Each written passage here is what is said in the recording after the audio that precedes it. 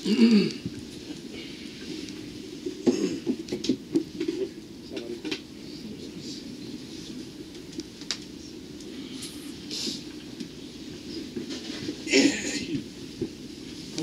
أكبر الله أكبر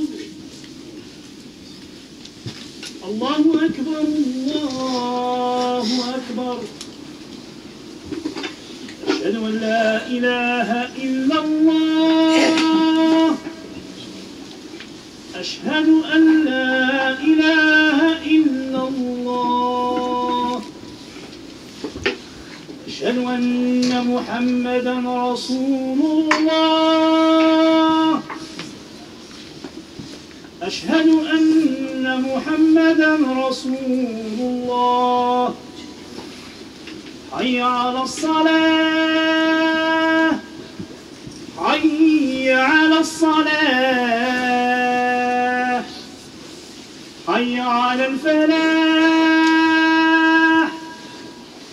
حي على الفلاح الله أكبر الله أكبر لا إله إلا الله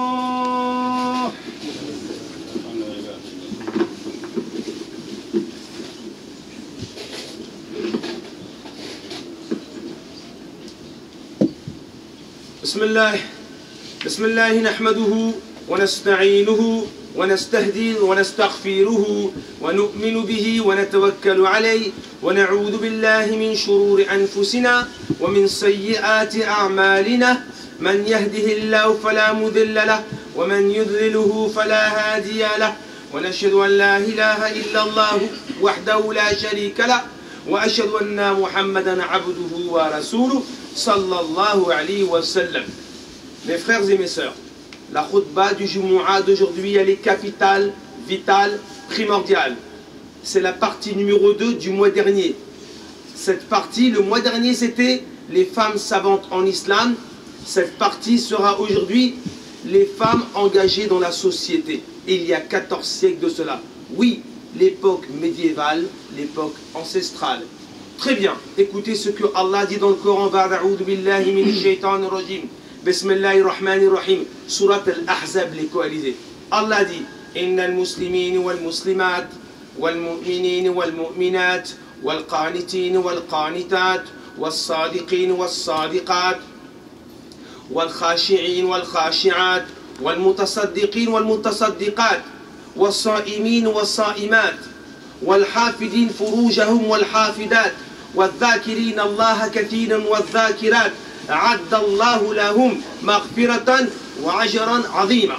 Allah dit dans le Coran, au nom de Dieu le tout clément, le tout miséricordieux, on loue Allah le plus grand et on prie sur son humble prophète Mohammed, paix et bénédiction de Dieu sur lui. Allah dit dans Surat les Coalisés, chapitre 33, verset 35, Surat médinoise, Allah dit, les musulmans, les musulmanes, les croyants, les croyants, les véridiques, les loyaux, les loyales, les patients, les patients, les craignants, les craignants, les donneurs d'aumône, les donneuses d'aumône, les gênants, les gênantes. Écoutez bien, les gardiens de leur chasteté, vous d'abord les hommes, eux et les gardiennes de leur chasteté. Vous voyez, Dieu dit d'abord vous gardez votre chasteté et ensuite les femmes gardent leur chasteté. Parce qu'on a l'habitude de jeter l'opprobre et l'anathème sur la femme alors que Dieu parle d'abord aux hommes. Ensuite, Allah dit quoi? Invocateur d'Allah beaucoup, invocatrice d'Allah beaucoup. Allah leur a donné un pardon et une récompense énorme. Vous savez comment j'appelle ce verset? J'appelle ce verset de la parité. Ça veut dire que Dieu dit dans ce verset du Coran, eh bien les hommes et les femmes sont égaux dans quoi? Dans la soumission. Vous êtes égaux dans l'adoration, vous êtes égaux dans la loyauté, vous êtes égaux dans la justice, vous êtes égaux dans la crainte, vous êtes égaux dans la patience, vous êtes égaux dans le jeûne, vous êtes égaux dans la chasteté. Et Allah nous pardonne et nous donne une récompense énorme. Voici le premier hadith. Ce hadith, il est narré par Abi Huraira radiyallahu anhu. Il se trouve dans l'authentique de l'imam Ibn Hibban, tome 9, page 483, hadith 4176. Il se trouve dans la sunnah de l'imam Tirmidhi, au hadith 1162. Quel est ce hadith? عن أبي هريرة رضي الله عنه قال قال رسول الله صلى الله عليه وسلم قال أكمل المؤمنين إيمانا حسنهم خلقا وخياركم خياركم لنسائهم. Magnifique ce hadith. Abi Huraira radiyallahu anhu raconte que le messager de Dieu sallallahu alayhi wa sallam a dit: les croyants qui ont la foi la plus complète, les croyants qui ont la foi la plus complète. Déjà, si on met une virgule, on se dit: ah, il y a plusieurs types de croyants. Il y a le croyant lambda et il y a le croyant qui a la foi la plus complète. Regardez la suite. Les croyants qui ont la foi la plus complète sont les meilleurs parmi vous. C'est logique. La suite, c'est quoi? Écoutez bien. Les meilleurs parmi vous sont ceux qui sont les meilleurs envers qui? Leurs frères, leurs pères, leurs sœurs, leurs mères? Non, leurs épouses. C'est logique. Quand tu es jeune, tu restes dans le cocon familial. Et puis quand tu grandis, tu laisses maman et papa et puis tu fais ta vie avec ton épouse. C'est normal. Ensuite, quand tes enfants grandissent, ils quittent le cocon familial et la majorité de ton temps, c'est avec qui tu vas le passer? Avec ton épouse. C'est pour ça que le prophète a dit: les meilleurs parmi vous sont ceux qui sont les meilleurs envers leurs épouses. Alors le sujet d'aujourd'hui, c'est quoi? C'est les femmes engagées dans la société. Avant cela, il faut comprendre, est-ce que Dieu a mentionné la femme dans le Coran? Oui, je vous donne son contenu. Le Coran, c'est 6236 versets, 77 934 mots, 323 632 lettres. Le tout forme Al-Qur'an al-Karim, 83 sourates, 31 médinoises. Jamais, et jusqu'à la fin du monde, Allah a mentionné dans le Coran une sourate qui s'appelle l'homme. Non, jamais. Vous verrez jamais.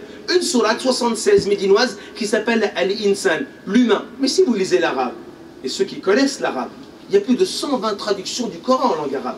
La première, André Dureyer, 1647, consul de France en Égypte. Ça s'appelait l'Alcoran, c'est l'ancien français. Ensuite, vous trouvez Kazir Miski, Albert, 1884. Vous trouvez Denis Masson, 1967. Vous trouvez Salah ad-Din Keshrik, 1980. Et vous trouvez Mohamed Hamidallah, une star, 1977. Si vous regardez le Coran, il y a 120 traductions. Eh bien, Surat al-Insan, c'est qui? C'est quand Allah dit An-Nas, c'est l'humain. Bashar, c'est l'humain. Al-Insan, c'est l'humain. Mais jamais Allah n'a mentionné une sourate qui s'appelle l'homme. Mais Dieu a mentionné dans le Coran, Surat 4, les femmes. Qu'est-ce que ça veut dire? Eh bien, lisez le Coran et vous verrez que Allah, a 37 fois dans le Coran, il mentionne Al-Mar'a, la femme. Mais accrochez-vous, 122 fois dans le Coran, Allah mentionne la femme. Jusqu'à la fin du monde, la femme sera plus mentionnée dans le Coran que l'homme. On va voir pourquoi. Avant cela, on va regarder un petit peu quelle était la femme de ce siècle-là et la femme du 1er siècle. Regardez bien. En France, en 1924, on a commencé à donner l'autorisation aux femmes de passer le baccalauréat. Alors qu'en 463 de l'Hégire, Kalimat Ben Ahmed al-Mahwazi al-Mekki al-Kiram, elle donnait le ijaza, le diplôme, à Mohamed Qahr al-Baghdadi. Déjà, les femmes avaient le diplôme, alors qu'en 1924, c'est le moment où on va le donner. Le 13 juillet 1965, en France, les députés ont voté au Parlement que la femme pouvait ouvrir un compte en banque. Elle avait le droit au compte en banque. Alors que Khadija, la grande business girl, chef d'entreprise, autonome, avait son argent et a embauché du personnel. Imaginez-vous. Regardez bien, en 1884, en France, la loi Naquet du 27 juillet, on autorise d'introduire le divorce dans le code civil. Alors que l'islam a autorisé le divorce, chapitre 65, une sourate qui s'appelle quoi? Talaq, le divorce. Très bien. Écoutez bien. On va commencer avec cette histoire. Quand j'ai descendu ce verset du Coran, ce verset du Coran, vous savez dans quelles circonstances il est descendu? Les coalisés, ce verset. Parce qu'il y a une femme, Muqattal ibn Hayyan, rahimahullah, raconte que Asma bint Umayya, épouse de Ja'far ibn Abi Talib, qui ont vécu 8 ans en Abyssinie, en terre chrétienne, chez Néjus, en Abyssinie, alors que le prophète était déjà à Médine. Qu'est-ce qui s'est passé? Elle est venue à Médine, elle s'est renseignée auprès des dames, des épouses, des musulmanes, les femmes des croyants, et qu'est-ce qui s'est passé? Elle a entendu une chose, alors elle a été porte-parole, députée de ces femmes, elle est partie voir le prophète, en présence des compagnons. Qu'est-ce qu'elle a dit? Ô messager de Dieu, les femmes sont déçues.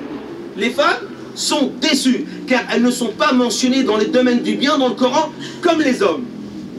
Le prophète va la regarder, sa peau va devenir grise, il va se mettre à trembler, et Dieu va révéler ce verset, les musulmans, les musulmanes, les croyants, les croyantes, et ainsi de suite. La cause de cette femme, c'est la révélation du Coran. Très bien. Écoutez bien. On va commencer par des histoires que peut-être vous n'avez jamais entendues ou rarement dans votre vie. Sachez d'abord que Asma bint Umayya, quand elle était en Abyssinie, et cette histoire, elle est narrée par des grands savants. Ous Rabat, l'encyclopédie de Ous Rabat. Asma bint Umayya, elle était en Abyssinie, en terre chrétienne, et elle va être une femme courageuse, vaillante, intelligente, et elle va s'engager dans la société. Elle va revenir à Médine, elle va voir comment les musulmanes sont transportés au tombeau, les funérailles. Elle va lui raconter ça à Fatima, la fille du prophète. Elle va dire, non, moi j'ai honte. Comment les musulmanes sont ramenés au cimetière, on les met sur une planche avec un drap dessus, et quand il est mouillé le drap, on voit toute son intimité. C'est horrible. Vous savez ce que va dire Asma bint Umayya? Regarde ce que j'ai vu en terre chrétienne. Et j'ai appris, et je me suis spécialisé dans ce domaine. Nous, qu'est-ce qu'on faisait? Amène-moi une branche de palmier.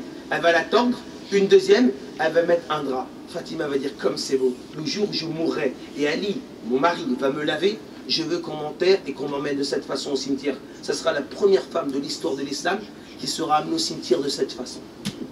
L'intelligence des femmes il y a 14 siècles. Écoutez bien. Dans l'authentique de l'imam Muslim et chez Al-Mustadrak de l'imam Hakim, Zaynab bint Jahsh, cette femme-là, c'est l'épouse du prophète. Et dans le Bukhari, regardez ce que le prophète dit. Zaynab, Allah me l'a mariée dans les cieux. Un mariage dans le ciel. Zaynab bint Jahsh, épouse du prophète, elle dit, moi j'étais une femme vaillante, courageuse, travailleuse. Je faisais les choses avec mes mains. Je tannais les peaux et je fabriquais et je faisais et je vendais ces objets-là. Et je gagnais de l'argent. Voilà comment étaient les femmes à cette époque-là. Ala, cette femme intelligente, regardez ce que dit dans le Mustadrak de l'imam Hakim. Ala, elle est venue voir le prophète alayhi salatu salam. Elle dit, ô messager de Dieu, je suis une femme esthéticienne et coiffeuse. Esthéticienne et coiffeuse. Et je rends belles les femmes pour leur mari. Est-ce un péché? Si c'est un péché, j'arrête sur le champ. Regardez ce que le prophète va dire. Omar Ala, continue à rendre belles les femmes pour leur mari. C'est magnifique. Vous avez vu? Continue. Regardez bien. Une femme, Fatima, cette femme-là, elle s'appelle Abdullah. C'est la femme de Abdullah ibn Zubayr. Abdullah ibn Zubayr, c'est un très grand compagnon. Abdullah ibn Zubayr, son épouse, elle va voir le prophète alayhi salatu wassalam. Elle lui dit, ô messager de Dieu, ça c'est dans l'imam Abu Daoud. Elle dit, ô messager de Dieu, je suis une femme qui travaille, qui maîtrise un métier, qui gagne bien sa vie. Mais mon mari ne travaille pas, ben, il enseigne, mes enfants aussi, et je les nourris. Je n'ai pas assez d'argent pour donner l'aumône aux pauvres. Ai-je des hasanat, des récompenses à nourrir ma famille? Vous savez ce que le prophète va dire? Continue à nourrir ta famille, tu auras autant de récompenses quand tu nourris ta famille. Voilà comment étaient les femmes à l'époque du prophète Mohammed sallallahu alayhi wa sallam. Il y a une femme qui va voir le prophète alayhi sallallahu wa sallam, elle va se plaindre. Parce que c'est une femme qui était divorcée, elle travaillait dans son jardin de palmiers. Un homme sort et dit, qu'est-ce que tu fais dehors? Rentre chez toi. Cette femme va aller se plaindre chez le prophète alayhi sallallahu wa sallam. Au messager de Dieu, un homme m'a dit de rentrer chez moi. Le prophète alayhi sallam dit, travaille dans tes jardins de palmiers et tu auras des récompenses et tu feras même des aumônes. Ça, ce sont la liberté de travailler, la liberté de penser, la liberté de choisir, la liberté de réfléchir. J'ai parlé de sur le divorce. Écoutez bien. Qayth ibn Thabit, éminent compagnon, son épouse, dans l'authentique de Al-Bukhari, au chapitre du divorce. Elle va aller voir le prophète, elle va dire, ô messager de Dieu, mon mari, je n'ai aucun reproche dans sa religiosité. Je n'ai aucun reproche dans son comportement. Mais je ne souhaite plus rester avec lui, car il n'y a plus d'amour entre moi et lui. Je veux divorcer. Le prophète ne fera aucune investigation concernant elle et son mari. Dans l'authentique de l'imam Al-Bukhari, Barira, cette femme dont Aïcha était la maîtresse, elle va la libérer. Barira était mariée avec un homme qui s'appelait Mourith. Il était fou amoureux d'elle. Il est long ce hadith avec Al-Abbas, mais j'abrège. Eh bien, Barira va aller voir le prophète, elle dit, je ne peux plus rester avec mon mari, car il n'y a pas d'amour entre moi et lui. Elle va dire, oh Barira, veux-tu revenir sur ta décision? Regardez bien, Barira, une femme intelligente, elle va dire, oh messager de Dieu, est-ce une recommandation de Dieu ou ton opinion personnelle? Non, c'est mon opinion personnelle. Alors je n'en veux plus. La liberté de penser, la liberté de choisir, la liberté de travailler. Regardez comment étaient les femmes à cette époque, au temps du prophète alayhi salam. Accrochez-vous. Vous trouvez une belle histoire qui est magnifique. Vous la trouvez chez Ibn Hajar al-Asqalani, Tamiz al-Sahaba. Et vous le trouvez aussi, Fi'aoun al-Ma'boud, le recueil du commentaire de Abu Daoud al-Tayalisi au tome 9 et chez Ibn Hajar au tome 7. Quelle est cette histoire? Au temps du prophète, il y avait une femme. Cette femme-là, elle va travailler pour Omar ibn Khattab à son califat de 634 à 644. Elle mourra en l'an 20 de l'Hégire. Mais elle va bosser pour Omar pendant 8 ans. Cette femme-là, elle s'appelle Shifa bint Abdullah ibn Abd Shams al-Makki. Cette femme-là, écoutez bien, elle sera la première femme de l'histoire enseignante. Quand elle va arriver à Médine, approchez-vous qu'Allah vous récompense, mes frères. qu'Allah vous fasse beaucoup de miséricorde si vous laissez un peu de place à vos frères. Cette femme-là va être la première femme enseignante dans l'islam. Le prophète va lui dire enseigne l'écriture et la lecture à qui? À qui? À l'épouse du prophète alayhi salatu wassalam, fille de Omar ibn Khattab. Alors qu'à cette époque, il n'y avait même pas 20 personnes qui savaient lire et écrire à la Mecque. Elle était enseignante. 2, elle était sage-femme. 3, elle était guérisseuse. Elle avait 3 métiers. Mais il y avait un 4e qui était puissant. Vous savez c'est quoi? Omar ibn Khattab. Il va le mettre quoi? Ministre du budget, ministre de l'économie, ministre des finances. Une femme. Cette femme-là, elle sera dans les marchés, les bazars, les rues de Médine. Pourquoi? Gérer l'économie des bazars, des commerces et des rues de Médine. La première femme, ministre de l'économie, ministre des finances, ministre du budget, enseignante, sage-femme et guérisseuse. Voilà l'époque du prophète alayhi salam. Alors mes chers frères, si on veut que la communauté musulmane sorte du pétrin où elle est, il faut que les femmes musulmanes reprennent leur rôle dans la communauté. Et je vous le dis, c'est sincère. Tant que la femme musulmane n'a pas repris son rôle dans la communauté, on ne va pas rester dans la galère pendant des années, pendant des siècles. Pendant des siècles. Tant que la femme musulmane n'a pas repris son rôle dans la communauté, on restera dans la galère pendant des siècles. La femme au 1er siècle, tous ceux qui crient là, le 1er siècle, je vous l'ai donné le 1er siècle. Elles étaient plus engagées que nous aujourd'hui dans notre mentalité. Dans nos mentalités, la femme, on sait qu'est-ce qu'elle doit faire. Casanière, reste à la maison et fait la bouffe. Alors qu'à cette époque, elles n'avaient pas des gosses, elles n'avaient pas des enfants, elles n'avaient pas une vie, elles étaient engagées dans tous les domaines de la société. Regardez, Samra bint Muhayk, rahimahullah, radiyallahu anha. À l'époque du prophète, le prophète, vous savez ce qu'il va la mettre? Il va la mettre ministre de l'Intérieur. Elle hisba la police, elle aura une matraque. Elle ira dans les marchés de la Mecque et de Médine. Elle verra quoi? Elle surveillera les commerces, les rues et les habitations. Et le prophète, alayhi salam, et Omar al-Khattab consultera Shifa dans les domaines économiques et les domaines de l'État. Alors ces femmes, elles n'étaient pas engagées? Bien sûr. Alors, si on veut que nos épouses, que les femmes, que les filles de demain, si on veut que nos femmes, les mamans, la communauté musulmane réussissent demain, il faut remettre les femmes dans la communauté musulmane et leur donner leur rôle et leur poste. Vous ne trouverez jamais une communauté dans le monde qui réussira si les femmes ne sont pas engagées. Une communauté où la femme n'existe pas, c'est une communauté unijambiste, une communauté handicapée. Donc c'est pour ça, aujourd'hui vous allez tous revenir, puis vous allez faire le buzz, vous allez commenter, j'espère que vous allez chercher les sources de tout ce que je vous ai dit. Si ça vient de moi, rejetez-le. Mais si ça vient d'Allah et du prophète, on va rejeter abadan. Donc, alhamdoulilah, on demande à Allah tabaraka wa ta'ala qu'à partir d'aujourd'hui, on sort de la khutbah avec une plus-value. Qu'on comprend que maintenant la femme a toujours existé dans tous les domaines de la société et c'était des femmes engagées. Subhanakallah bihamdik, nashhadu an la ilaha illa ant, nastaghfiruka wa natubu.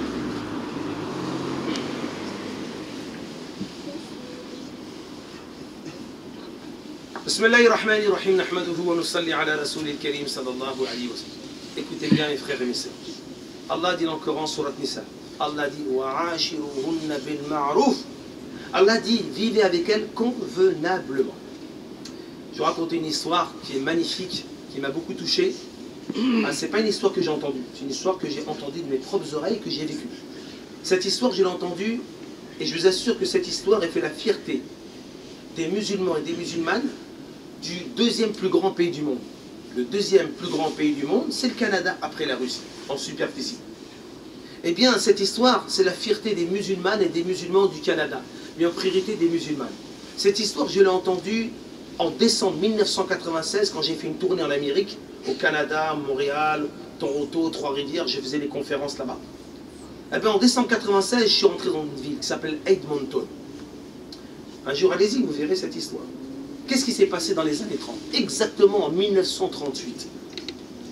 Lila Falman, une gamine, une adolescente. C'est pas un homme, non. C'est un super homme. Mieux qu'un homme. Une adolescente de 15-16 ans. Avec Willie Adbon, une dame un peu plus âgée. Et une troisième. Deux dames et une gamine. Vous savez c'était quoi le souci de cette gamine? Elle a réuni ces deux dames. Dans cette ville de Edmonton, il n'y avait que 20 familles musulmanes.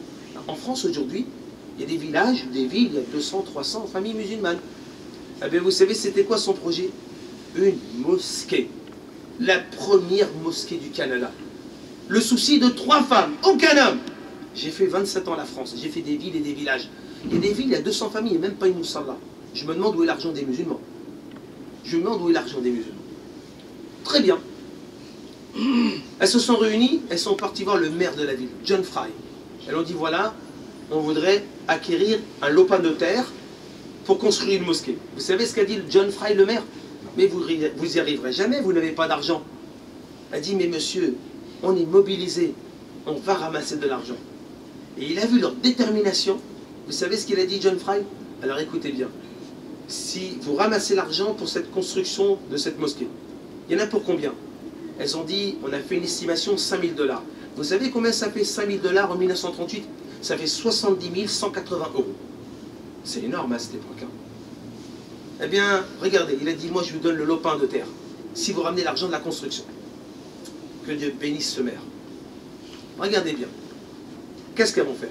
Elles vont aller dans tous les magasins de la rue Jasper, la grande avenue Jasper de Edmonton. Elles vont faire tous les magasins qui soient des magasins juifs, chrétiens ou musulmans, peu importe. Elles vont taper à toutes les boutiques.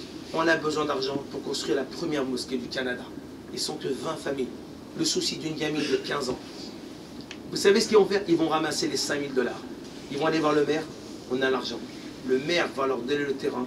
Et bien en 1938, ils vont construire la première mosquée du Canada avec l'argent des 3 religions monothéistes à cause d'une gamine de 15 ans. Et comment elle est dans sa tombe, cette fille, aujourd'hui? Comment elle? Une tombe de lumière, une tombe de hasanat. Et vous savez, quand vous avez la taqwa, lisez sur la talaq, Allah a dit وَمَنْ يَتَّقِ اللَّهِ يَجْعَلْ لَهُ مَخْرَجًا. C'est ça? Ceux qui craignent Allah, 35 fois dans le Coran, il y a taqwa. Ceux qui craignent Allah, Allah va leur donner des ouvertures, il va t'ouvrir des portes. Il fera tomber même des murs. Par le souci de ces femmes, aujourd'hui, à Edmonton, écoutez bien, il y a 46 300 musulmans. Voilà le souci de ces femmes. Tout ça, c'est dans les comptes de ces 3 femmes-là. Regardez bien, le 6 décembre 2011, la police de Edmonton et la région de Alberta, à Ottawa, où je suis parti. Vous savez ce qu'ils ont fait? Sans la demande des dames musulmanes. Les musulmans n'ont rien demandé. La police de Ottawa a décrété qu'à partir de maintenant, au mois de décembre, toutes les musulmanes pourront mettre le voile. Avec la tenue policière. Elles n'ont rien demandé. Elles fait l'effort de la taqwa, Allah y paye. On a perdu confiance en Dieu. On n'a plus l'espoir en Dieu. On n'a plus espoir en Dieu, on n'a plus confiance. Regardez comment Allah nous déporte. Nous, on est défaitistes. Ouais, on n'arrivera pas, c'est la France. C'est dingue. Regardez, on est des croyants, on a perdu confiance en Dieu. On a perdu la foi en Dieu jusqu'à ce qu'on désespère. Et dans les khutbahs du mois, qu'est-ce qu'on dit? C'est la fin des temps, c'est la fin du monde. Chez les jours de Qiyamah, allez, baissez les bras. Bravo. Bravo. Mourez carrément. Alors que ces 3 filles-là, vous vous rendez compte, elles ont fait l'effort des années après, en 2011. Musulmans, on s'occupe de vous. Regardez, l'administration de l'État du Canada a fait une campagne publicitaire pour dire que tout le personnel hospitalier du Canada, ben vous mettez le hijab maintenant. Pas magnifique ça? Vous voyez quand vous faites l'effort. On dit que l'argent n'a pas d'odeur, mais l'argent n'a pas de frontières. L'argent n'a pas de frontières. Ils ont sacrifié et Dieu a payé. Ah non, nous les musulmans de France, c'est pour ça que vous avez vu des femmes musulmanes qui se sont engagées, et maintenant vous avez vu que toutes les hasanats, là, tout ce qu'elles ont fait, c'est dans leur compte. C'est pour ça, mes frères et mes sœurs, si on veut que cette communauté réussisse, il ne faut surtout pas mettre la femme de côté. Sa femme, elle a son rôle. Vous l'avez vu au premier siècle, elles étaient engagées, elles étaient mobilisées, elles étaient savantes, elles étaient organisées, elles dépensaient, elles travaillaient, elles étaient dans tous les domaines. Même la femme, Zaynab, la femme du prophète, c'est pour ça qu'on se dit, mais qu'est-ce qui nous arrive? Le ciel nous est tombé sur la tête. Les musulmans, on les détestait dans les quatre coins de l'humanité. On marche au ralenti. Mais c'est normal. La femme n'existe pas. Dieu merci, heureusement qu'il y a des femmes musulmanes qui ont compris et qui ne nous ont pas attendus aujourd'hui. Vous avez des femmes musulmanes chefs d'entreprise, des femmes musulmanes qui se sont engagées, des femmes musulmanes qui ont fait des projets humanitaires. Oui, musulmans, musulmanes. Allah, quand il dit Ya ayyuhalladhina amanu, c'est pas pour les hommes. C'est pour les hommes et les femmes. C'est pas pour les hommes. Quand Allah parle aux croyants, c'est les hommes et les femmes. Donc Allah nous invite quoi? À l'effort, à la responsabilité, à l'engagement. Mais pas seulement au rituel. Il ne faut pas penser la femme, t'es bonne qu'à prier, à te prosterner. Non. La femme, autant elle a des responsabilités qu'à au premier siècle. Vous avez une femme au premier siècle qui faisait quoi? Ministre de l'Intérieur, policière. Une autre quoi? Ministre du budget à l'époque de Omar al-Khattab. Donc voilà la khutbah d'aujourd'hui. Je sais qu'elle ne va pas plaire à tout le monde. Parce que ce n'est pas forcément dans notre éducation. Mais Dieu, vous savez qu'est-ce qu'il dit dans le Coran? Dans Surat al-Ra'ad. Et si on ne veut pas changer, le jour du jugement, tu devras répondre à ce verset du Coran. Qu'est-ce qu'Allah dit dans Surat al-Tonnerre? Allah dit, certes, Inna Allah la yughayru ma bi qawmin hatta yughayru ma bi anfusihim. Allah dit, Allah ne changera pas l'état du monde. Et chacun de vous et moi, on voudrait bien que le monde s'améliore, qu'il y ait la paix, le bonheur, la tranquillité avec les habitants de cette terre. Allah dit, Allah ne changera pas l'état du monde tant que vous et moi, on ne change pas. Alors on peut rêver, se mettre les doigts dans l'œil. Et si tu veux rêver, et si tu crois que les gens changeront sans que tu changes, c'est pas possible parce que la promesse d'Allah est véridique. Dieu dit, moi je changerai le monde si vous changez d'abord. Alors Dieu nous a jamais demandé de changer le Coran, ni les hadiths. Mais Dieu nous demande quoi? De changer, de grandir, d'évoluer. C'est pour ça que regardez en France, vous avez exactement, dans les masters, la majorité sont des filles en France. Dans les licences, la majorité sont des filles en France. En France, vous avez 41% de femmes médecins sur 59% d'hommes. En 2022, il y aura 64% de femmes. Les femmes, elles sont plus fortes dans les études. Donc, nos rôles, c'est quoi? Qu'est-ce qu'on veut de nos filles demain? Qu'est-ce qu'on veut de nos filles? Des femmes savantes, des femmes enseignantes, des femmes médecins, des femmes députées, des femmes responsables. Mais quand on va mettre les femmes musulmanes engagées dans la religion, vous verrez, Allah va nous sortir du pétrin parce que nous, on croit avec notre pensée que la religion, elle avancera qu'avec les hommes. On se met les doigts dans les yeux. Jamais, jamais. Dieu, il a mentionné la femme dans le Coran plus que l'homme jusqu'à la fin des temps. On demande à Allah tabaraka wa ta'ala qui fait qu'à partir d'aujourd'hui, on rentre chez nous, on discute avec nos épouses, on lit le Coran, lisez les hadiths, regardez ce que le prophète nous dit, regardez le premier siècle et vous allez voir que les femmes, oui, elles étaient là, elles étaient présentes, elles étaient engagées. Et on se dit, si les femmes ne sont pas là, on réussira pas. Allahumma ahdina fiman hafayt, wa afina fiman afayt, wa tawallana fiman tawallayt, wa barik lana fima a'tayt, wa qina wasraf 'anna sharra ma qadayt, ya al-awwal awwalin, ya al-akhir akhirin, ya dhul quwwati al-matin, ya rabbil alamin, bi rahmatika arhamar rahimin. Allahumma nas'aluka imanan kamila wa lisanun dhakira. On te demande la foi complète et une langue évocatrice, wa qalbun shakira, et un cœur qui te remercie, wa ilmun nafi'a, et une science profitable, et une science profitable, et une science profitable, nafi'a, wa hayatun tayyiba, et une vie bonne, wa jannat aliya, et un paradis élevé. Allah guide la communauté musulmane.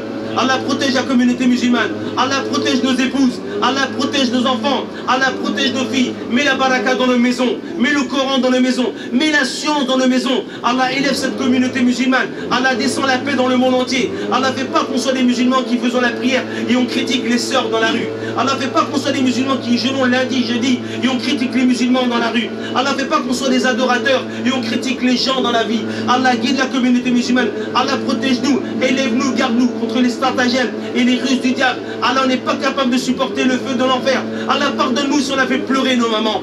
Allah, pardonne-nous si on a fait pleurer nos mamans. Allah, pardonne-nous si on a rendu triste nos parents. Allah, pardonne-nous si on a fait pleurer nos enfants. Allah, pardonne-nous si on n'est pas juste avec nos femmes et nos enfants. Et Allah, guide la communauté musulmane. Allah, retire l'hypocrisie de notre cœur. Allah, retire la jalousie de notre cœur. Allah, retire la rancune de notre cœur. Allah, retire la haine de notre cœur. Allah, met l'amour entre nous, birahmatika rahman rahim. Allah, double la compréhension du Coran, ya Allah Karim. Allah, met l'amour dans la communauté musulmane. Allah, fait qu'on soit engagé dans cette communauté musulmane. Allah, descend la paix dans le monde entier, birahmatika rahman rahim. Allahumma salli ala Muhammad wa ala ali Muhammad. Kama sallayta ala Ibrahim wa ala ali Ibrahim. Fil alamina innaka hamidun majid. Mes frères et mes sœurs, un rappel, n'oublions pas que cette mosquée, Inch'Allah, comme chaque année, quand le décalage horaire, Salat al-Isha tout l'hiver, l'Adhan sera 19h50 et le Iqama à 20h. On n'oublie pas, Inch'Allah. Et même avec le décalage horaire, on a toujours deux khutbahs dans cette mosquée. La première khutbah, c'est toujours midi et demi, que ce soit l'été ou l'hiver. Et la deuxième khutbah, 1h30, que ce soit midi, été ou hiver. Aqim as-salah.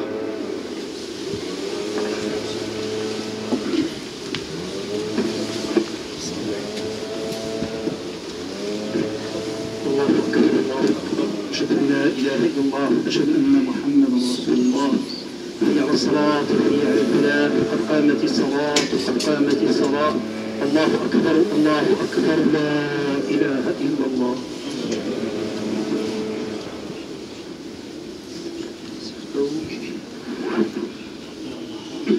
الله أكبر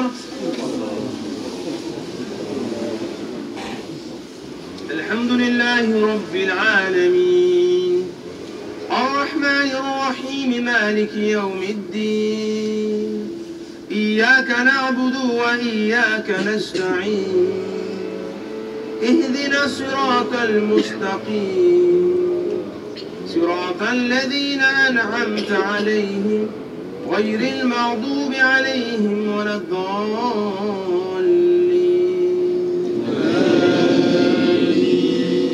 قل هو الله أحد الله الصمد